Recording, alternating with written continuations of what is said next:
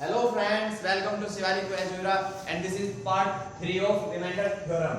तो ये शेषफल प्रमेय का पार्ट 3 है और सबसे पहले वीडियो को शुरू करते ही वीडियो को शेयर कर दीजिए और अगर आपने अभी तक सब्सक्राइब नहीं किया है तो सब्सक्राइब कर दीजिए। तो जहां तक हमने पार्ट 2 छोड़ा था, पार्ट 2 जिन्होंने नहीं देखा है वो हमारे वीडियो के डिस्क्रिप्शन में जाकर उसका लिंक दिया हुआ है, वहां से जाकर देख सकते हैं।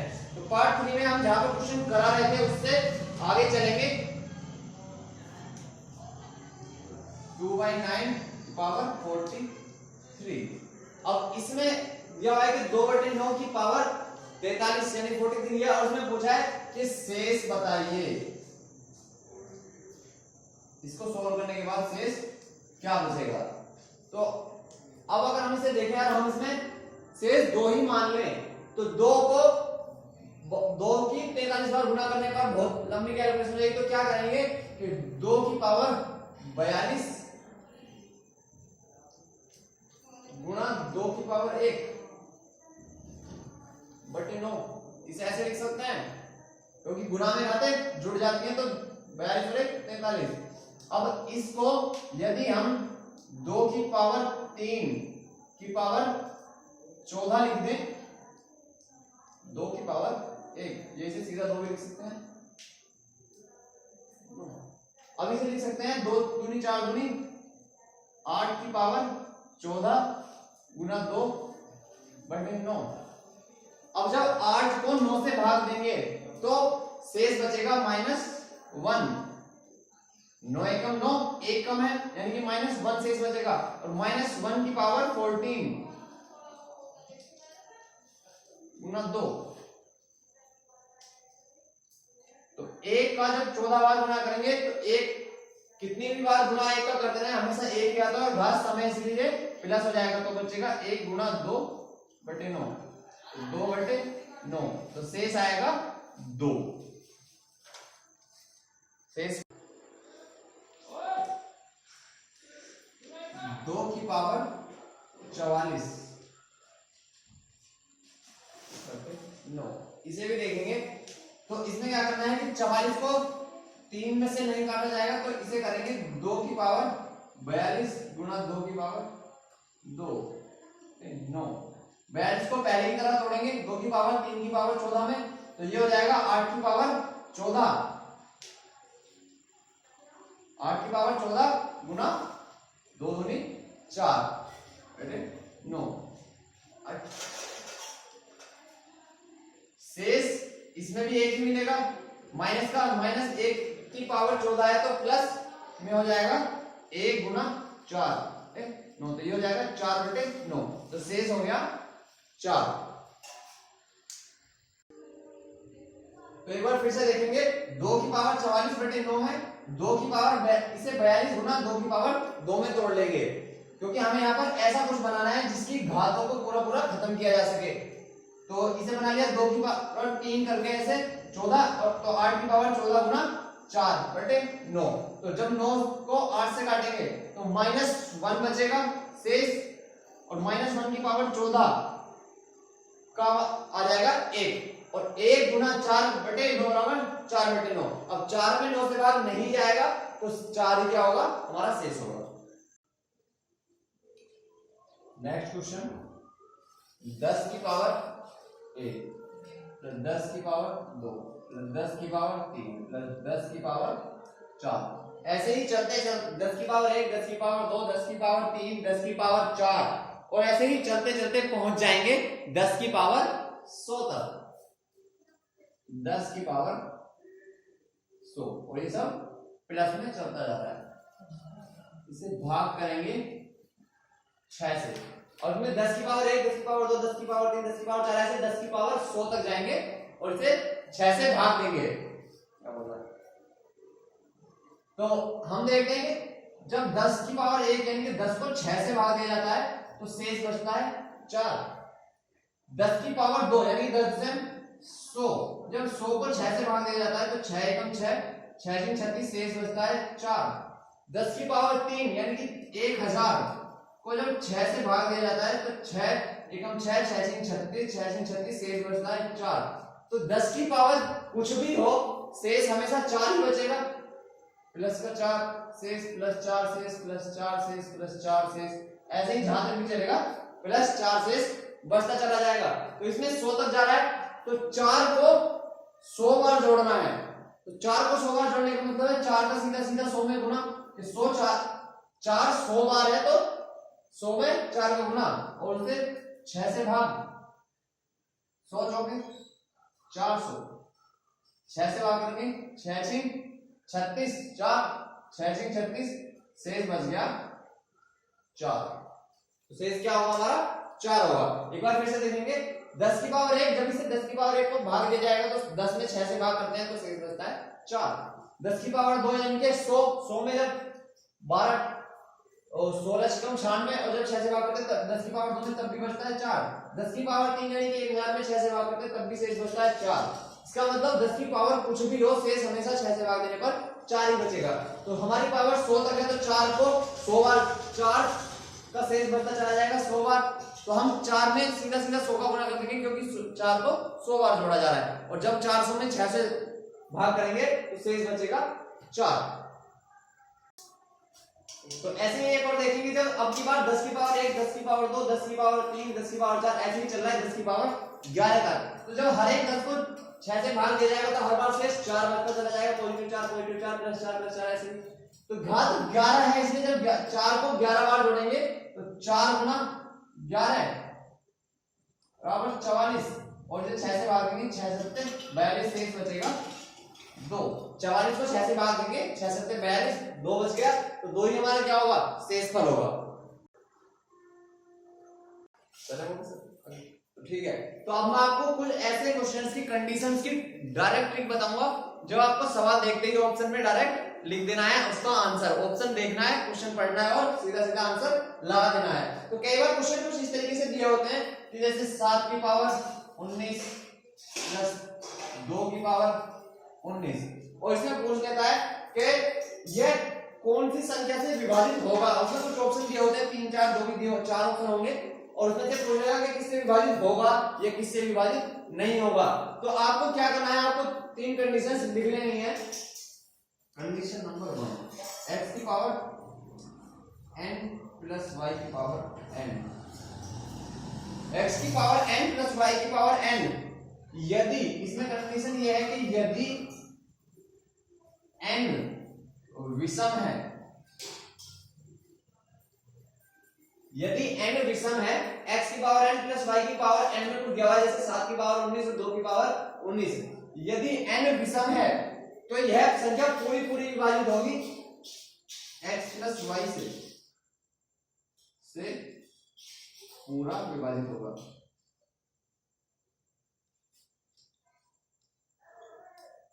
तो x प्लस y से पूरा पूरा विभाजित होगा।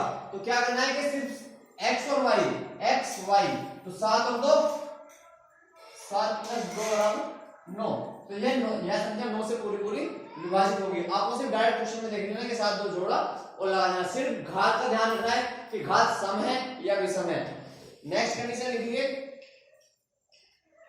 यदि घात सम है, x की पावर n प्लस y की पावर n, यदि n सम है, यदि n सम है तो ये विभाजित होगा सदैव x माइनस y से। तो यदि हम इसी क्वेश्चन पे इसे घात को बदल दें, 18 कर दें घात, तो ये हमेशा विभाजित होगा किससे, x माइनस y से। सॉरी, टेक्निकल फाइल की वजह से थोड़ा लाइट का प्रॉब्लम हो गया, तो हमारी टीम ने सोल्व कर दिया। तो देखिए, जब n सम हो, x की पावर n माइनस y की पावर n, यदि n सम है तो ये पूरा पूरा विभाजित होगा x प्लस y से। तो 7 की पावर 18 माइनस 2 की पावर 18 है, तो ये पूरा पूरा विभाजित होगा किससे, 7 और 2 9 से। तो दोनों बार आपको याद रखना है कि घात इसमें चाहे सम है या विषम है, दोनों बार इसके योग से ही विभाजित होगा।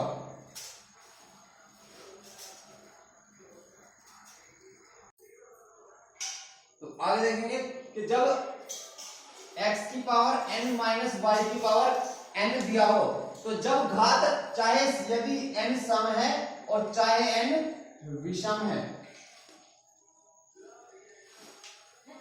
एक पहले आपने देखा कि ये जब n सम है तो ये प्लस वन प्लस से विभाजित होगा, लेकिन यदि बीच में माइनस भी है और पावर विषम है तब ये x माइनस वाई से भी विभाजित होगा। तो 7 माइनस 2 7 में दोगे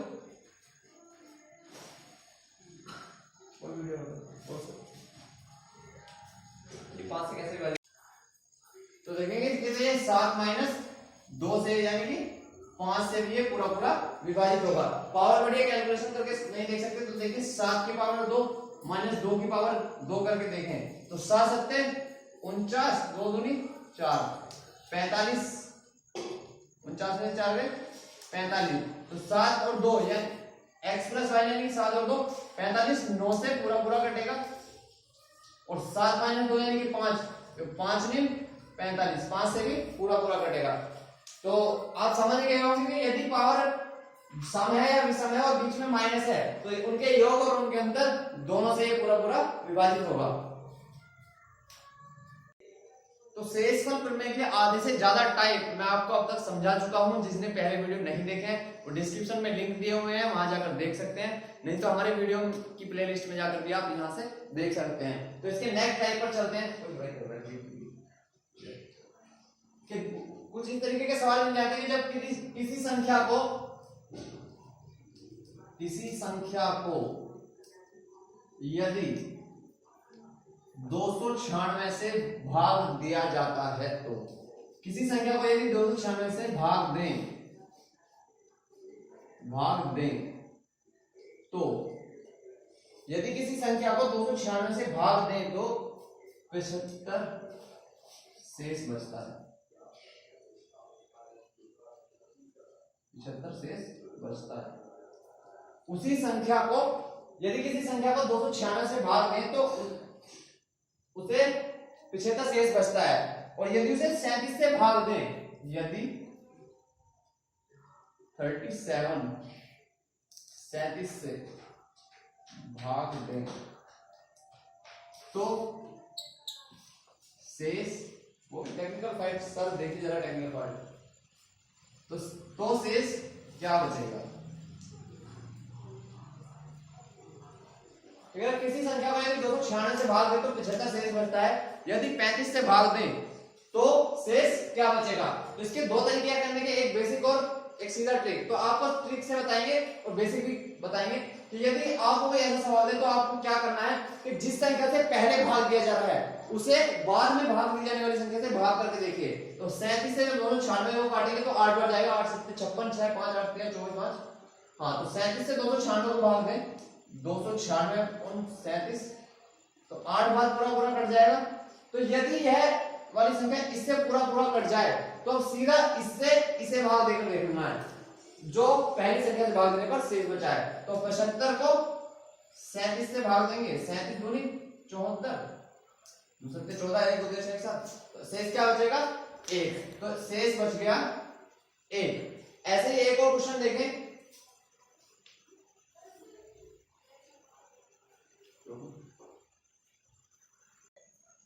तो नेक्स्ट क्वेश्चन पे आते हैं।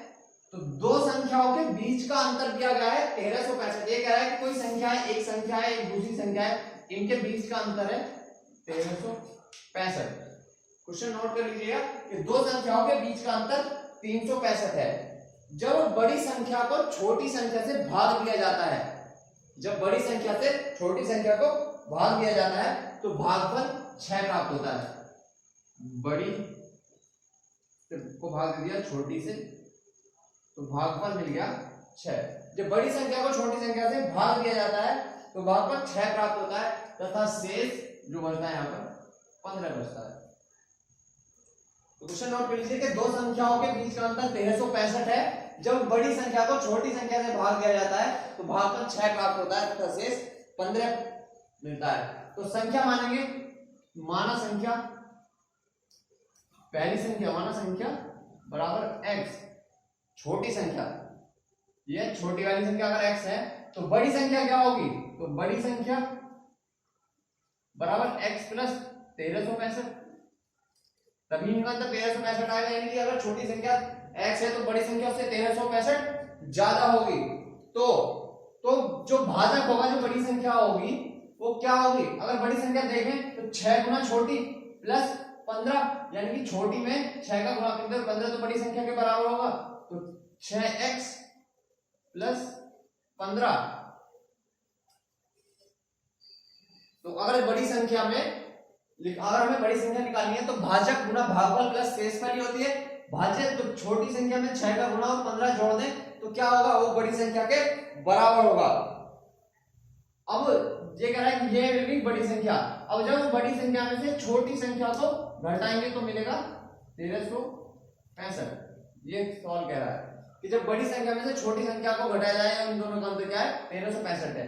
तो इसको सॉल्व करेंगे, 6x प्लस 15 माइनस x, तो x को अंदर से जब ब्रैकेट ओपन करेंगे तो 6x में से एक गया 5x बराबर 1365, 15 उधर जाकर माइनस हो जाएगा 1350, 5 दूनी 10, 5 सत्ते 35, x बराबर 270।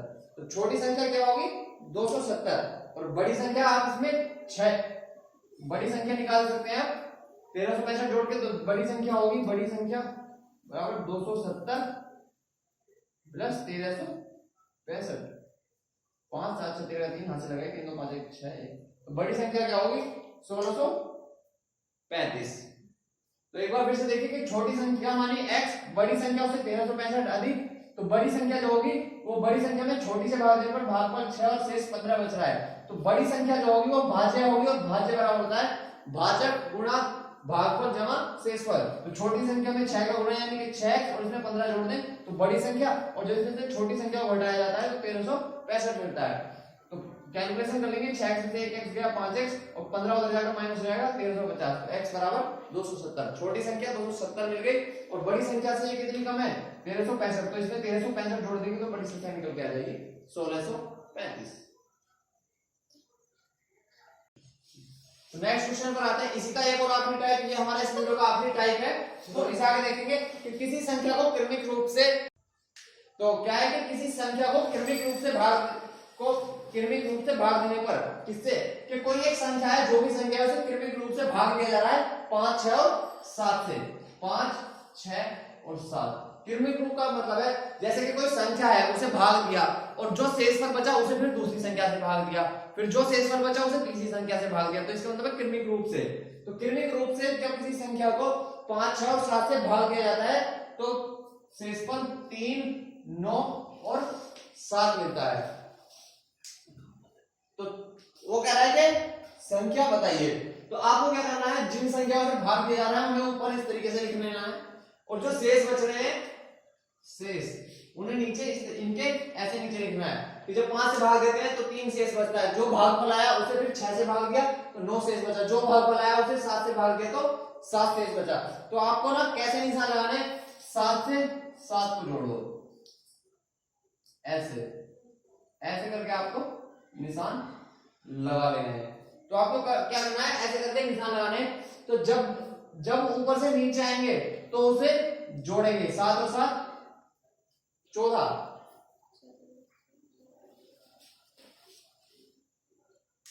3 9 और ये 5 शेष बचता है, क्रम से 5 शेष बचता है, तो 7 और 5 12, और जब नीचे से ऊपर जाएंगे तो गुणा करेंगे, तो 12 से 72, जब ऊपर से नीचे जाएंगे तो 72, 72 और 4 76, ये 4 है, 3 4 और 5 शेष बचता है, सॉरी मिस्टेक हो गया, तो 5 6 और 7 से भाग देने पर 3 4 और 5 शेष बचता है, तो 7 और 5 जोड़ेंगे 12, तो 7 को 5 में जब नीचे आएंगे तो जोड़ेंगे और जब ऊपर जाएंगे तो गुणा करेंगे, 7 5 12, 12 से ऊपर गए 6 की तरफ तो गुणा करेंगे 12 से 72, 72 से नीचे आया तो जोड़ देंगे 72 और 4 76, 76 को फिर ऊपर लेके जाएंगे तो 76 का 5 में गुणा करेंगे, 5 6 30, 5 7 35, 35 और 3 38 380 और जब नीचे आएंगे तो 383। तो संख्या क्या होगी 383 होगी। एक और प्रश्न देख लीजिए, जब किसी संख्या को क्रमिक रूप से, क्रमिक आपको ध्यान रखना है कि क्रमिक रूप से 5, 6 और 7 से भाग किया जाता है तो क्रम से शेषफल 3, 4 और 5 प्राप्त होता है। तो आपको जिससे जैसे भाग किया गया उसके नीचे उनके शेष लिख लेने हैं। पीछे से शुरू करना है, पहले नीचे फिर ऊपर फिर नीचे फिर ऊपर फिर नीचे, ऐसे ही कितनी भी संख्या होने ऐसे ही करते चले जाएंगे। तो जब नीचे आएंगे तो जोड़ेंगे, जब ऊपर से नीचे की तरफ चलेंगे तो जोड़ेंगे और जब नीचे से ऊपर जाएंगे तो गुणा करेंगे। 7 पंजे 7 और 5 12, 12 6 72, 72 और 4 76, 76 पंजे 380 और 3 जोड़ देंगे 383। तो संख्या क्या होगी, वह संख्या 383 होगी। तो आप ऐसे ही क्वेश्चन की प्रैक्टिस करते रहिए गाइस, और ऐसे ही क्वेश्चन आपको मिलते रहेंगे। तो गाइस ऐसे ही आपको एक प्रैक्टिस करके ये आखिरी क्वेश्चन आपको करके लेके आना है कि जब किसी संख्या को क्रम से 4, 5 और 6 से भाग दिया जाता है, 4, 5 और 6 से भाग दिया जाता है तो शेषफल क्रम से 2, 3 और 4 प्राप्त होते हैं। 2, 3 और 4 ये है शेष, यानी 4 से भाग देंगे तो 2 शेष, 5 से भाग देंगे 3 से। तो ये क्वेश्चन आपको हमें करके इसका आंसर कमेंट बॉक्स में बताना है कि किसी संख्या को 4, 5 और 6 से क्रमिक रूप से भाग देने पर शेषफल 2, 3 और 4 प्राप्त होता है। तो संख्या क्या होगी, तो बतानी है, क्या बताना है, संख्या बताओ, संख्या बराबर क्या होगी। तो गाइस इसका आंसर आपको हमें कमेंट में करके बताना है। और अगर आपको वीडियो पसंद आई है तो प्लीज अपने दोस्तों को जरूर शेयर कीजिए। और जैसा कि लॉकडाउन चल रहा है तो सभी लोगों की पढ़ाई प्रॉपर रूप से नहीं हो पा रही है, तो अपने अपने कॉलेज के फ्रेंड्स को, अपने छोटे बच्चे जो आपके घर से कोई पढ़ने जाते हैं उनके ग्रुप्स में उनके पेरेंट्स को हमारा लिंक शेयर कीजिए और सब्सक्राइब करने के लिए बोलिए, क्योंकि हम जल्दी ही छोटे बच्चों की क्लास के क्वेश्चंस और बाकी सब कुछ सॉल्यूशन उनका लेकर आने वाले हैं। तो guys keep supporting and subscribe करने के बाद बेल आइकन दबाना ना भूलें। Thank you.